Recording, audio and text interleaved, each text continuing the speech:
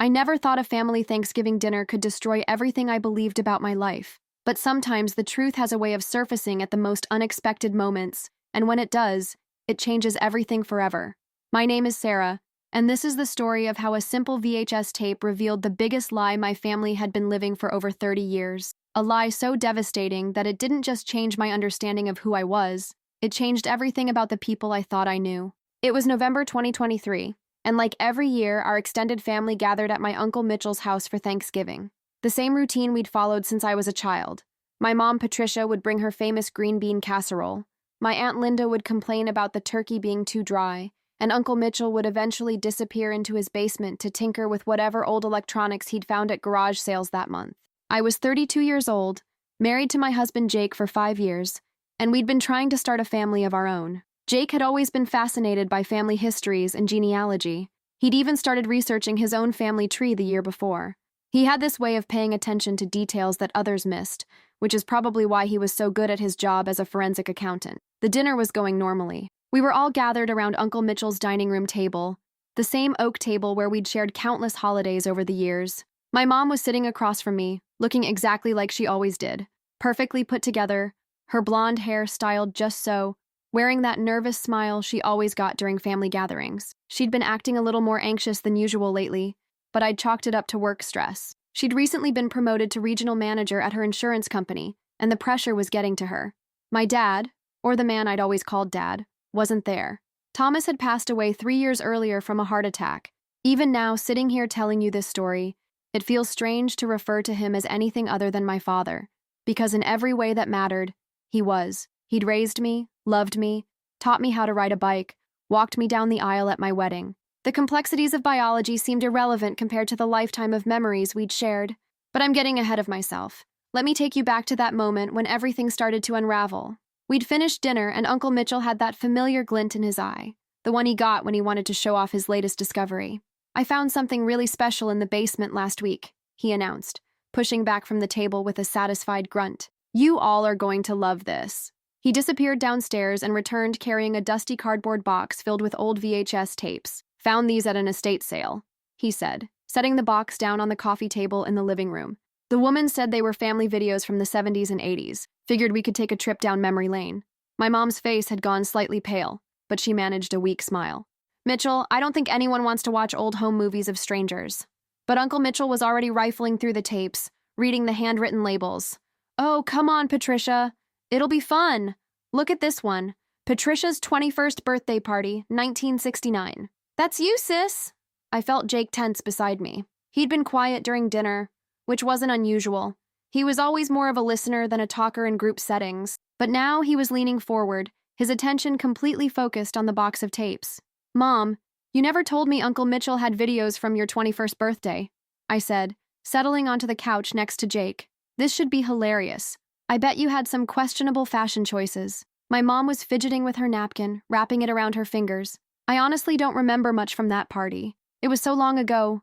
Uncle Mitchell had already set up his old VCR, one of the many vintage electronics he refused to throw away. "Here we go," he said, popping in the tape. "Get ready to see your mom in all her 1960s glory, Sarah." The screen flickered to life, showing grainy footage of what was clearly a house party. Young people in bell-bottom jeans and peasant blouses were dancing to music we couldn't hear. The audio was barely audible through the TV's old speakers. But then the camera focused on a young woman with long, straight blonde hair, laughing as she opened presents. "Oh my God, Mom, that's definitely you," I said, laughing. "Look at that hair, and those platform shoes." But my mom wasn't laughing. She was sitting rigidly in her chair, her knuckles white as she gripped the armrest. The camera panned around the room, showing other party guests, and then focused on a tall, dark-haired man who was clearly the center of attention. He was handsome in that effortless way some men have, with strong features and an easy smile. He walked over to my mom, young Patricia, and wrapped his arms around her from behind, kissing her neck while she giggled and leaned back against him. "Who's that guy, Mom?" I asked casually. "Was he your boyfriend before Dad?" The silence in the room was deafening. My mom opened her mouth, but no words came out.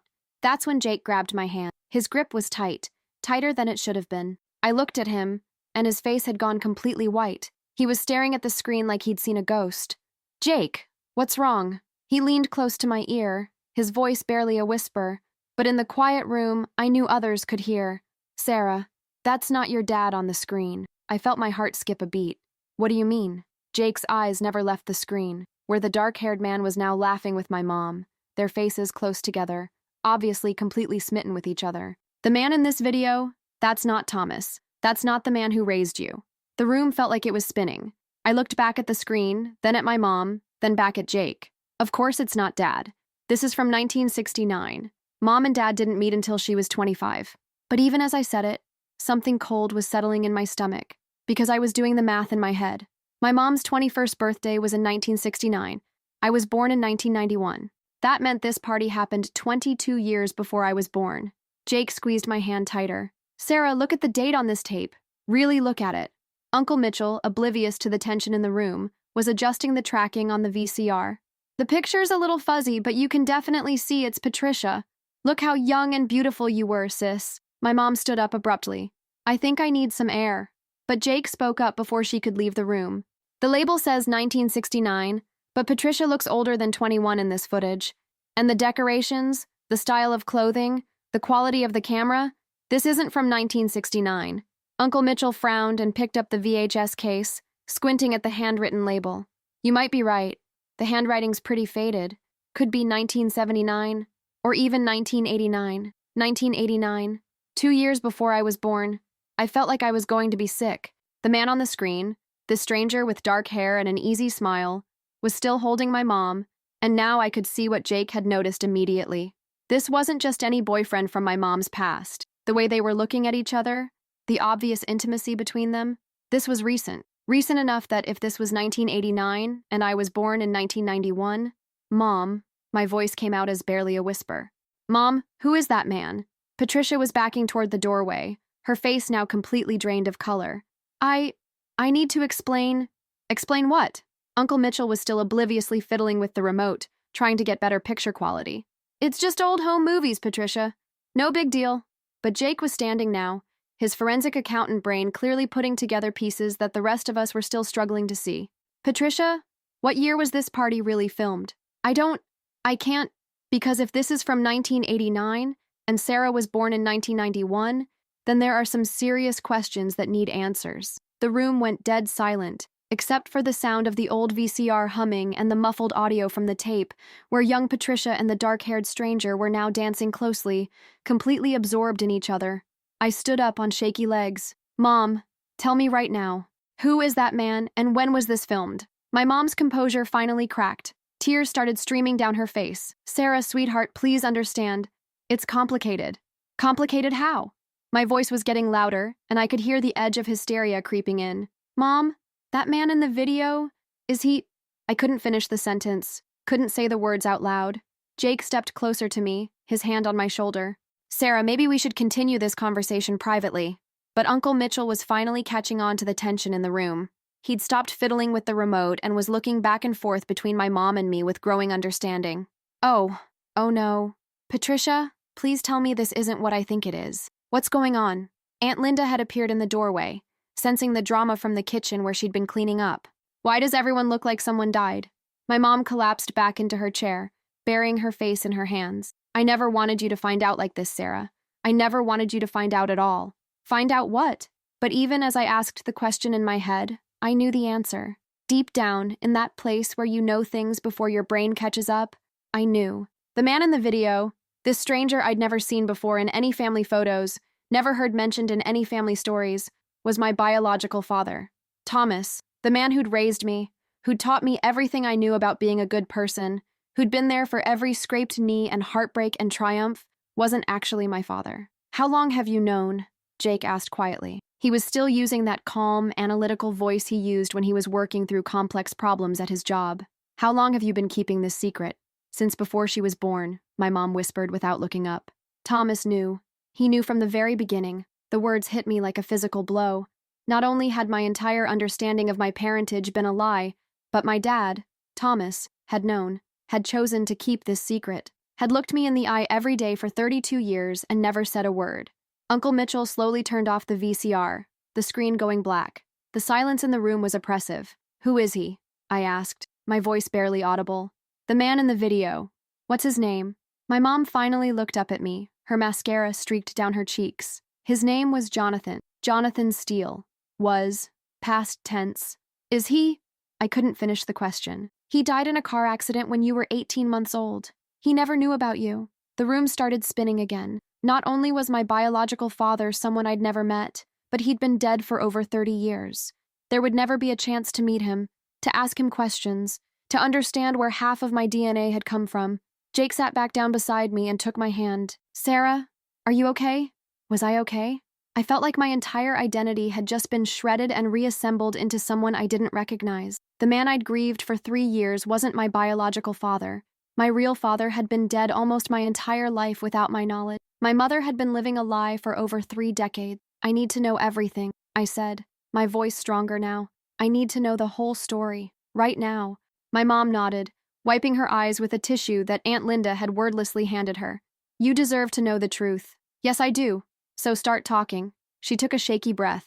I met Jonathan in 1988.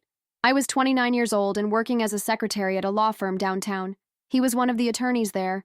Brilliant, charming, everything I thought I wanted in a man. Were you dating Dad at the time? Thomas? No, I didn't meet Thomas until after Jonathan died.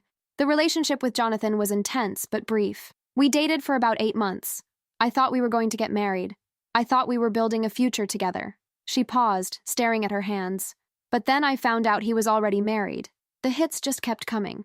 Not only was my biological father a stranger who'd died decades ago, but he'd been married to someone else when he'd conceived me. He had a wife? Jake asked. And 2 children, a son and a daughter, both older than Sarah would have been. When I confronted him about it, he made it clear that he had no intention of leaving his family. He told me our relationship had been recreational, that he'd never made any promises about a future together.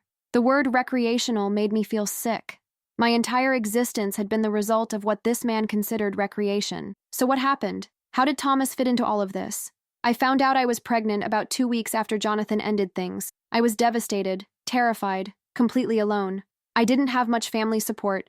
Your grandfather had just died, and your grandmother was dealing with her own health issues. I seriously considered other options. She meant abortion. I understood. But then I met Thomas. He was a friend of a coworker, and he asked me out for coffee. I was showing by then, about 4 months along, so I told him up front that I was pregnant and that the father wasn't in the picture. I figured that would be the end of it. But it wasn't. Thomas surprised me. He said he didn't care about the circumstances. He said he'd been looking for someone to build a life with, and if I was willing, he'd like to be that person for both me and the baby. I felt tears starting to form in my eyes. This was the Thomas I remembered. Generous, kind, always willing to step up when someone needed help. He proposed before you were born. We had a small wedding when you were 6 months old. He legally adopted you as his daughter. As far as the world was concerned, Thomas was your father in every way that mattered. Did he ever regret it? I asked. Did he ever treat me differently because I wasn't biologically his? Never. Not once. Sarah, you have to understand. Thomas loved you completely. There was never a moment where he saw you as anything other than his daughter. He used to say that biology was just an accident, but love was a choice, and he chose to love you every single day. The tears were flowing freely now. Even in death, Thomas was still taking care of me, still being the father I needed him to be. Why didn't you ever tell me? Because there was no need. Jonathan was gone. His family never knew about you, and I wanted to keep it that way. Thomas was your father in every way that mattered. Why complicate your life with information about someone who was never going to be part of it? I could understand her reasoning, but it still felt like a betrayal. But I had a right to know. What if I'd needed medical information? What if there were genetic conditions I should have been aware of? I kept track of Jonathan's family from a distance. I knew that if there had been any serious hereditary health issues, I would have found a way to let you know. Jake, who had been quietly listening to this entire exchange, spoke up.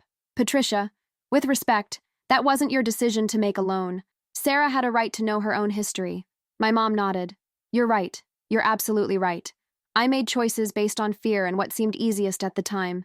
I never thought about how it might affect Sarah to find out this way. Uncle Mitchell, who had been unusually quiet during this whole revelation, cleared his throat. Patricia, I have to ask, how did I end up with this tape? If this was from a private party with Jonathan? My mom's face went pale again. I honestly don't know. I thought I'd destroyed all the pictures and mementos from that time. I have no idea how that tape ended up at an estate sale. Whose estate sale was it? Jake asked. Uncle Mitchell looked uncomfortable. It It was the Steele family estate sale. The elderly woman who was selling everything said it was her late husband's belongings. The room went dead silent again. Jonathan's wife, I whispered. That was Jonathan's wife. My mom nodded slowly. Jonathan's wife was named Margaret. If she passed away recently, she died 3 months ago, Uncle Mitchell said quietly. The estate sale was in September. Her children were selling off everything. Decades worth of belongings. I felt like I was going to throw up. So his wife, she had this tape all these years? She knew about Mom, about me? It's possible, Jake said slowly. If she found evidence of the affair after Jonathan died, she might have kept it. Some people do that. Hold on to proof of betrayal, even after the person is gone. But why keep a tape of them together? I asked. Why torture yourself like that? My mom spoke up quietly. Maybe she was planning to find me someday. Maybe she wanted answers about the affair. Or maybe she just couldn't bring herself to throw away proof of what had happened. I stood up and started pacing around Uncle Mitchell's living room. This is insane. My biological father was having an affair with my mother. His wife knew about it and kept evidence for over 30 years. And now, completely by accident, that evidence ended up in Uncle Mitchell's basement, and we're all finding out the truth together on Thanksgiving. Sarah, Jake said gently, maybe we should go home. This is a lot to process. But I wasn't done. Not by a long shot. I want to know more about Jonathan's family. You said he had other children? My mom nodded reluctantly. A son named Michael and a daughter named Rebecca. They would be in their 40s now. So I have half-siblings that I've never met. Yes. And they probably don't know I exist. I don't know. It depends on whether Margaret ever told them about the affair. I turned to Uncle Mitchell. Do you still have contact information for the people who ran the estate sale? I might still have the phone number. Why? Jake stood up quickly. Sarah, what are you thinking? I'm thinking that I've been lied to my entire life, and maybe it's time to get some real answers. If Margaret Steele kept that tape for over 30 years, there might be other things. Letters, photos, documents. Maybe she left behind information about my father that I have a right to know. Honey, my mom said, please think about this carefully. Those people lost their mother 3 months ago. The last thing they need is a stranger showing up claiming to be their half-sister. I'm not a stranger. I'm Jonathan's daughter. Whether they know it or not, I'm family. The room was quiet as everyone absorbed the weight of what I was saying. Jake sat back down and took my hand. If you decide you want to pursue this, I'll support you. But maybe we should take some time to think it through. This is a huge decision. I've been thinking about it for the last hour, and I know what I want to do. I want to find out everything I can about Jonathan Steele. I want to know who my biological father was, what he was like, what happened to his family after he died. I turned to my mom. And I want you to tell me everything, every detail you can remember about your relationship with him. I want to know what he was like, what he cared about, what made him laugh. Even if he was married, even if he broke your heart, he was still my father, and I deserve to know about him. My mom was crying again, but she nodded. Okay, I'll tell you everything I remember. Good. And Uncle Mitchell, I want that phone number for the estate sale people. Tomorrow, I'm going to start making some calls. Sarah, Aunt Linda said from the doorway where she'd been quietly listening, are you sure about this? Sometimes the past is better left buried. I looked around the room at all the people who had been part of keeping this secret, whether they knew it or not. My mom, who had made the decision to hide my parentage. Uncle Mitchell, who had unknowingly brought the truth to light. Even Thomas, who had chosen love over biology but had never given me the choice to know my own history. The past wasn't buried, I said finally. It was just hidden, and now it's not hidden anymore. So I'm going to deal with it head-on. Jake squeezed my hand. Then let's go home and start making a plan. As we gathered our coats to leave, my mom caught my arm. Sarah, I need you to know that I'm sorry. I made decisions based on fear and what I thought was best at the time. But you're right. You deserve to know the truth. I looked at her. Really looked at her. For the first time since the tape had started playing. She looked older suddenly, more fragile. The weight of keeping this secret for over 30 years had taken its toll. I love you, Mom. And I understand why you made the choices you did. But things are different now. I'm not a child who needs to be protected from complicated truths. I'm an adult who deserves to know her own story. She nodded and hugged me tightly. I love you too, sweetheart. And I'll help you find out everything you want to know about Jonathan. The drive home was quiet. Jake held my hand while he drove, occasionally glancing over to make sure I was okay. I wasn't okay exactly, but I felt strangely calm. Like the shock had worn off and been replaced by determination. What are you thinking? Jake asked as we pulled into our driveway. I'm thinking that finding out the truth about Jonathan Steele is going to be the easy part. The hard part is going to be figuring out what to do with that information once I have it. What do you mean? I unbuckled my seatbelt and turned to face him. Jake, I might have half-siblings who don't know I exist. I might have nieces and nephews, extended family, medical history, family traditions, a whole other side of my identity that I've never had access to. Are you planning to contact them? I don't know yet, but I think I deserve the option to make that choice with all the facts, don't you? He nodded. Whatever you decide, I'm with you. That night I couldn't sleep. I kept thinking about the man in the video, Jonathan Steele. He'd looked so young, so full of life. It was hard to believe he'd been dead for over 30 years, that he'd never known he had a daughter. But more than that, I kept thinking about Thomas, about the man who had chosen to be my father when he didn't have to be, about all the ways he'd shaped who I became, all the values he'd instilled in me, all the love he'd given me without ever asking for anything in return. Biology might have given me Jonathan's DNA, but Thomas had given me everything else, and nothing I discovered about Jonathan Steele could ever change that. The next morning, I called Uncle Mitchell and got the phone number for the estate sale company. It took 3 phone calls and several transfers, but eventually I was connected to someone who could help me. I'm trying to get in touch with the family of Margaret Steele, I explained to the woman on the phone. I believe I might have purchased something at her estate sale that belongs to the family, and I'd like to return it. It wasn't exactly true, but it wasn't exactly a lie either. The tape did belong with Jonathan's family in a way. Oh, that's very thoughtful of you, the woman said. Let me see if I can get you in touch with her son, Michael. He was the one organizing the sale. My heart started pounding. Michael, my half-brother. In just a few minutes, I might be talking to him. She put me on hold, and after what felt like an eternity, a man's voice came on the line. This is Michael Steele. I understand you have something that belonged to my mother? His voice was deep, confident. He sounded like he was used to handling business calls. Yes. Hello, Mr. Steele. My name is Sarah Johnson. I purchased a box of VHS tapes at your mother's estate sale, and I believe one of them might be personally significant to your family. What kind of tape? I took a deep breath.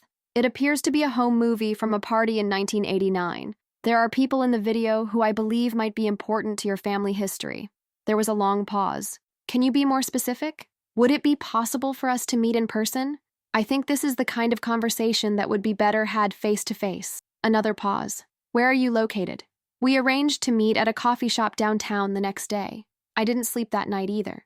Jake came with me to the meeting. We arrived early and chose a table in the back corner where we could have some privacy. I'd brought the VHS tape with me, along with a laptop that could play old media files.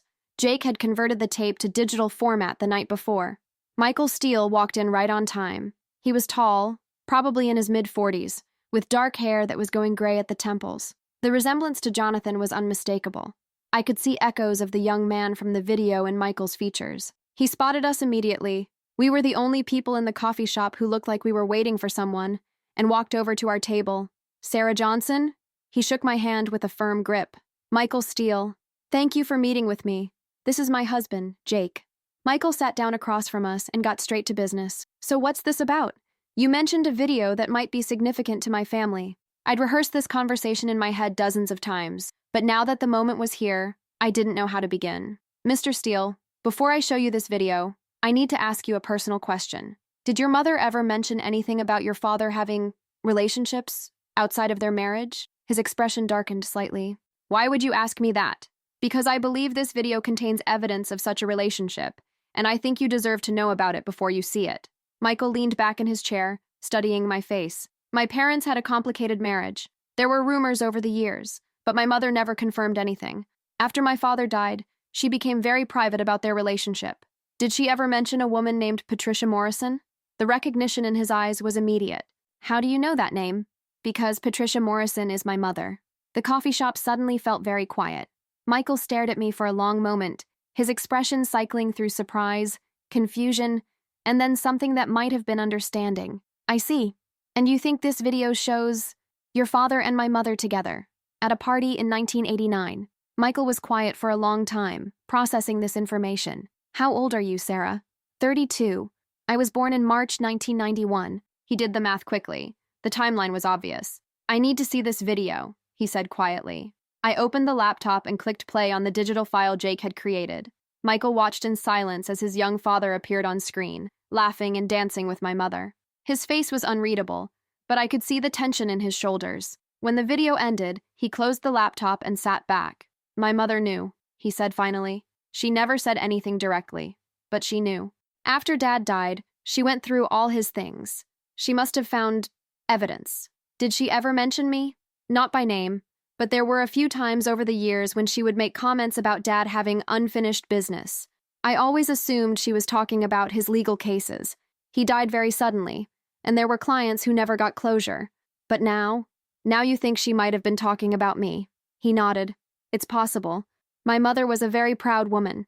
If she knew about the affair, and if she suspected there might have been a child, she might have spent years trying to decide what to do with that information. Did she leave behind any other papers, letters, documents, anything that might mention my mother or me?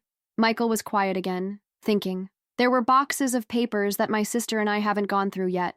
Personal correspondence, old documents. We were planning to sort through them eventually, but after Mom's funeral, neither of us had the energy. Your sister is Rebecca? Yes. She lives in California now. She doesn't know about this meeting. I leaned forward. Michael, I want you to know that I'm not here to cause trouble for your family or to make claims on your father's estate or anything like that. I just found out about this 2 days ago, and I'm trying to understand who my biological father was. You said biological father. So the man who raised you wasn't Jonathan. My mother married someone else when I was a baby. He adopted me and raised me as his own. He died 3 years ago, and I loved him completely. But I still want to know about Jonathan. Michael nodded slowly. I can understand that. And I appreciate you approaching this the way you have. It could have been messier. I was hoping we could help each other, I said. I'd love to know more about Jonathan, what he was like as a person, what he cared about, what kind of father he was to you and Rebecca, and if there are papers or documents that mention my mother or me, I'd be grateful for copies. And in exchange, I can tell you what my mother remembers about their relationship. Fill in some gaps about a period of his life that you might not know much about. Michael considered this for a moment. I think I'd like to involve Rebecca in this conversation. Would you be willing to meet with both of us? Of course. Let me call her tonight and explain the situation. This is going to come as a shock to her, too. We exchanged phone numbers and agreed to meet again once Rebecca could arrange to fly in from California. Michael, I said as we were getting ready to leave, can I ask you something? What was he like as a father? Michael smiled, the first genuine smile I'd seen from him since we'd met. He was larger than life, brilliant, charismatic, always the center of attention at family gatherings. He had this way of making everyone feel like they were the most important person in the room. That sounds like the man in the video. Yes, it does. But he was also... Michael paused, choosing his words carefully. He was complicated. He wanted to be everything to everyone, and sometimes that meant making promises he couldn't keep. I loved him, but I wasn't blind to his flaws. I nodded. Thank you for being honest.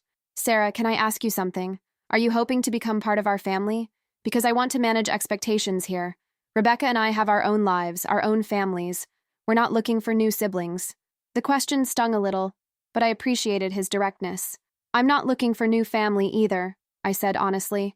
I have a family. I had a father who loved me completely, and I have a mother who did her best in a complicated situation. But I would like to know where I came from. I'd like to understand the other half of my genetic heritage. And if you and Rebecca are willing, I'd like to have some kind of relationship, even if it's just occasional emails or holiday cards. That seems reasonable, Michael said. Let me talk to Rebecca and see how she feels about all of this. 3 days later, Rebecca flew in from California, and we met at the same coffee shop.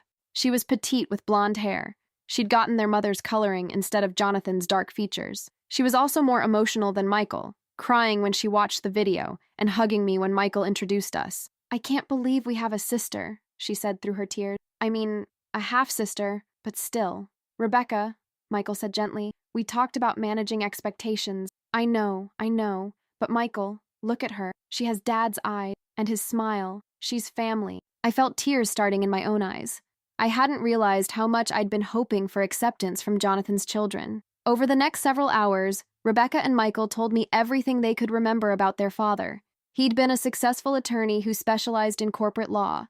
He'd been active in local politics and had served on several nonprofit boards. He'd coached Michael's little league team and had attended every one of Rebecca's dance recitals. He'd also been prone to grand gestures and big promises. He'd frequently been away from home on business trips. He'd had a tendency to flirt with waitresses and secretaries, which had been a source of ongoing tension in his marriage to Margaret. Mom loved him, but she didn't trust him, Rebecca explained. She was always worried about other women. It created a lot of conflict in their marriage. Did you know their marriage was troubled? I asked. We knew they argued a lot. Michael said. But we were kids. We didn't really understand what they were fighting about. Looking back now, it's obvious, Rebecca added. Mom was trying to hold on to a man who wasn't really committed to being held. They also brought with them a box of papers they'd found in Margaret's things, letters, photos, and documents that mentioned my mother. We found these after you and I met, Michael explained, setting the box on the table. I opened the box with trembling hands. Inside were dozens of items that painted a picture of my mother's relationship with Jonathan that was far more complex than she'd originally told me. There were love letters, pages and pages of them, written in Jonathan's distinctive handwriting. Letters that spoke of deep feelings, future plans, promises of leaving his wife. Letters that contradicted everything my mother had told me about their relationship being casual. He told her he was going to divorce your mother, I said, looking up at Rebecca and Michael after reading several of the letters. He promised her they were going to be together. That doesn't surprise me, Rebecca said sadly. Dad had a way of making people believe what they wanted to hear. But there were also letters from my mother to Jonathan, letters that Margaret had somehow obtained, letters that showed my mother was deeply in love and completely invested in their future together. And then I found the most shocking document of all. It was a letter from a private investigator, dated 6 months after Jonathan's death, addressed to Margaret Steele. The letter contained detailed information about my mother's pregnancy, my birth, and even my adoption by Thomas. Your mother hired a private investigator, I said, my voice barely above a whisper. She knew about me from the time I was 6 months old. Michael took the letter and read it, his face growing pale. This is extensive. She had him follow your family for months. The report contained details about our home address, Thomas's job, my mother's daily routine, even descriptions of me as a baby. Margaret Steele had been watching us from a distance for years. There's more, Rebecca said quietly, pulling out a manila folder from the bottom of the box. We found this too. Inside the folder were photographs, dozens of them, photos of me at various stages of my childhood, clearly taken from a distance with a telephoto lens. Me on my first day of school. Me at a park with Thomas. Me at my high school graduation. She was watching me my entire life, I said, feeling a mixture of horror and fascination. She documented my childhood. The question is why, Jake said.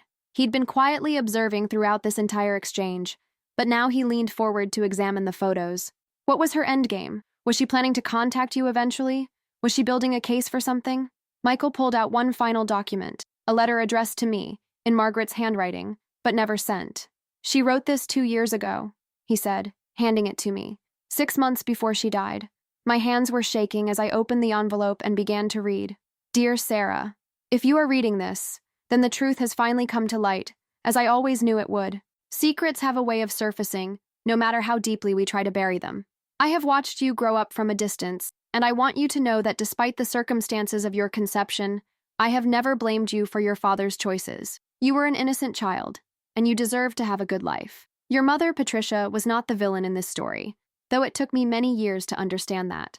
Your father was a man who made promises he had no intention of keeping, to both of us. He told you, Mother, he would leave me for her, just as he told me he was ending their relationship to save our marriage. He was lying to everyone. I kept evidence of their affair not out of spite, but because I needed to understand what had happened to my marriage. I needed to know if the man I'd loved for 20 years was capable of the kind of deception I suspected. The private investigator I hired confirmed what I already knew in my heart. Jonathan had been living a double life, making promises to your mother that he never intended to fulfill.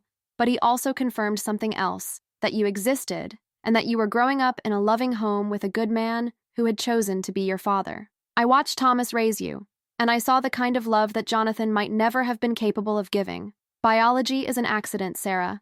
Love is a choice. Thomas chose to love you every day, and that made him more of a father to you than Jonathan ever could have been. I never contacted you because I didn't want to disrupt the good life you were building, but I kept watch over you because you were the only part of Jonathan that continued to exist in the world, and despite everything, I couldn't let that go.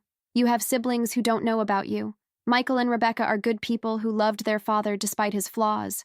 If you're reading this, then they know about you now too. I hope they will welcome you with open hearts, because you deserve to know where you came from. But remember this above all else. You are not defined by Jonathan's mistakes or by the circumstances of your birth. You are defined by the choices you make and the love you give to others. From what I've observed, you have grown into a remarkable woman, and I believe that is largely because of Thomas and the values he instilled in you. I'm sorry for the years of secrets. I'm sorry for watching you from the shadows instead of finding the courage to be part of your life, but I'm not sorry that you exist. You have brought light into a dark situation, and that is something to be grateful for. With love and regret, Margaret Steele. By the time I finished reading, tears were streaming down my face. Rebecca was crying too, and even Michael had tears in his eyes. She loved you, Rebecca said softly. In her own complicated way, she loved you. She protected you too, Michael added. She could have made things difficult for your family when you were young, but she chose not to. She chose to let you have the childhood you deserved. I set the letter down and looked at both of them. What does this mean for us, for our relationship going forward? It means you're our sister, Rebecca said without hesitation. Half-sister, technically, but family nonetheless. We can't change the past, but we can choose what kind of future we want to have together. Michael nodded. I agree. It might take some time for us to figure out what that looks like exactly, but I'd like to try. Over the next several weeks, I spent time getting to know Michael and Rebecca. I learned that Michael was married with 2 teenage children, and Rebecca was divorced with a young daughter. I learned that Jonathan's legal practice had been successful enough to leave his family financially comfortable, but that Margaret had struggled with depression and anxiety for years after his death. I also learned that both Michael and Rebecca had complicated feelings about their father. They'd loved him, but they'd also recognized his flaws. Learning about his affair with my mother hadn't been shocking so much as it had been confirmation of things they'd already suspected. The strange thing is, Rebecca told me during one of our phone conversations, knowing about you actually makes me feel better about Dad in some ways. How so? Because at least with your mom, it seems like he really cared about her. The letters we found, the promises he made, even if he didn't follow through, at least the feelings were real. With some of his other indiscretions, it was pretty clear that he was just looking for attention or excitement. I'd also started having regular conversations with my mother about Jonathan and their relationship. Armed with Margaret's letters and the private investigators' reports, I was able to get a much fuller picture of what had really happened between them. He told me he was getting divorced, my mother explained during one of our talks. He said Margaret knew about us and had agreed to an amicable separation. He said they were just waiting until after the holidays to tell the children. But that wasn't true. Obviously not. When I found out I was pregnant, I called him to tell him the news. That's when he told me he couldn't leave his family. He said he'd been trying to figure out how to end things with me, and the pregnancy had forced his hand. That must have been devastating. It was, but looking back now, knowing what I know about Margaret's investigation and the photos and all of it, I wonder if he was planning to leave her, and then changed his mind when he realized how much he had to lose. What do you mean? Margaret came from money, Sarah. Her family was wealthy, and Jonathan's law practice was built largely on connections he'd made through her family. If he'd divorced her to be with me, he would have lost a lot more than just his marriage. It was a cynical way to look at it, but it made sense. Jonathan had been a man who liked being the center of attention, who liked having nice things and social status. Leaving his wife for his pregnant secretary would have cost him dearly in terms of reputation and financial security. Do you resent him for that choice? My mother was quiet for a long moment. I used to. For years, I was angry at him for making promises he didn't keep. But now I'm grateful. Because if he had left Margaret for me, you would have grown up with a father who was capable of abandoning his family when something better came along. Thomas was a much better father to you than Jonathan ever could have been. She was right, of course. But it still hurt to know that my biological father had essentially chosen money and status over me before I was even born. The relationship with Michael and Rebecca continued to develop slowly. We exchanged regular emails, shared photos of our families, and talked on the phone every few weeks. Rebecca was more enthusiastic about building a sisterly relationship than Michael, who remained somewhat reserved, but both of them made an effort to include me in their lives. 6 months after that Thanksgiving dinner that had changed everything, Rebecca invited Jake and me to visit her in California. We spent a long weekend getting to know her daughter, Emma, who was 8 years old and thrilled to discover she had a new aunt. "Aunt Sarah, do you look like my grandpa?" Emma asked me while we were looking through old photo albums. "A little bit," I told her, showing her one of the pictures of Jonathan from when he was younger. "What do you think?" She studied the photo carefully, then looked at my face. "You have the same smile," she declared, "and the same eyes, but you're prettier." It was a simple observation from a child, but it meant everything to me. For the first time since learning the truth about my parentage, I felt like I truly belonged somewhere in Jonathan's family tree. That evening, after Emma had gone to bed, Rebecca and I sat on her back deck talking about our fathers, both the ones who had raised us and the one who had created us. "Do you think you'll ever stop being angry at him?" she asked. I considered the question carefully. I don't think I was ever angry at Jonathan exactly. I was angry at the situation, angry at the secrets, angry at having my understanding of my own identity turned upside down. But Jonathan, he was just a flawed human being who made selfish choices. I can't be angry at someone I never knew. I used to be furious with him, Rebecca admitted. Not about you. I didn't know about you until recently. But about the way he treated Mom, the way he was never fully present in our lives, even when he was physically there. It took me years of therapy to realize that his behavior wasn't a reflection of my worth as his daughter. And now I feel sorry for him. He missed out on so much by always looking for something else, something more. He never learned to be satisfied with what he had. It was a wise perspective, and one that I tried to adopt as my own. The following year, on the anniversary of that fateful Thanksgiving dinner, Jake and I hosted our own family gathering. My mother was there, of course, along with Uncle Mitchell and Aunt Linda, but also there were Michael and his family, and Rebecca and Emma, who had flown in from California. It was surreal to look around the table and see all these people who had become part of my life because of a VHS tape that had been discovered by accident. Thomas wasn't there, of course, but I felt his presence anyway. He had taught me about the importance of family, about choosing love over biology, about being present for the people who mattered.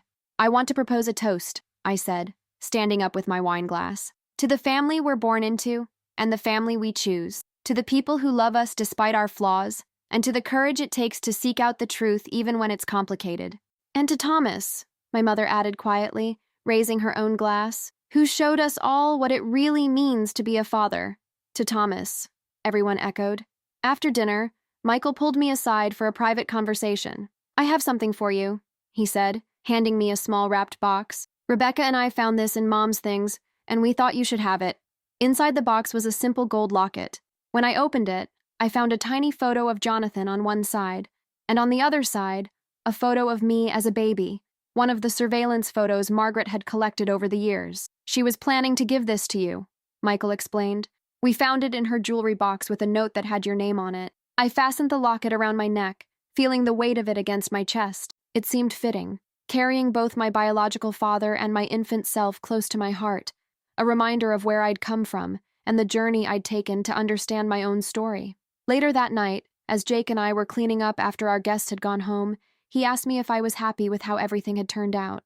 It's not about happy or unhappy, I said, drying the last of the wine glasses. It's about understanding. For 32 years, I had half a story about who I was. Now I have the complete story, or at least as complete as it's ever going to be. Do you wish you'd never found out?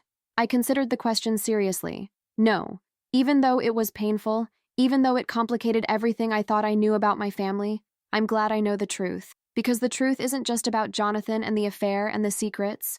The truth is also about Thomas choosing to love me, about Margaret watching over me from a distance, about Michael and Rebecca being willing to accept me as family. The truth is complicated, but it's also beautiful in its own way. And your mom? Have you forgiven her for keeping it secret all these years? There's nothing to forgive.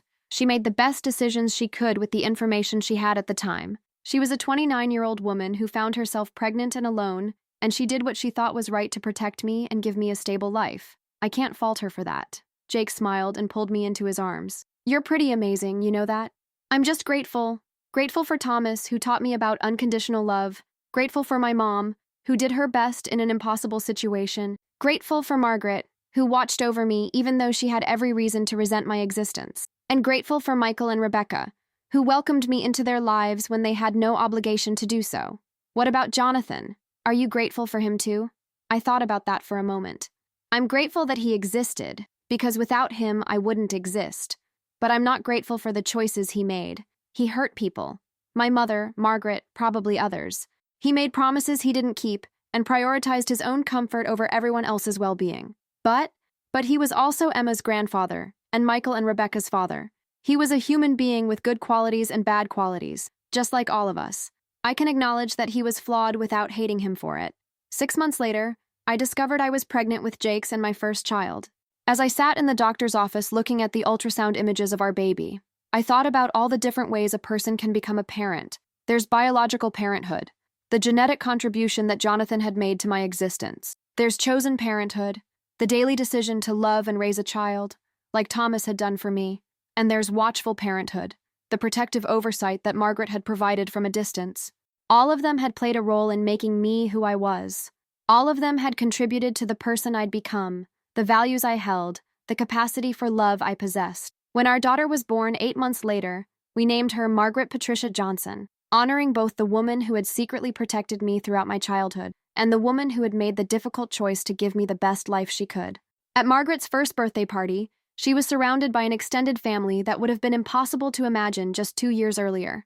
My mother was there, playing with her granddaughter. Michael and Rebecca were there with their own children, embracing their roles as aunt and uncle.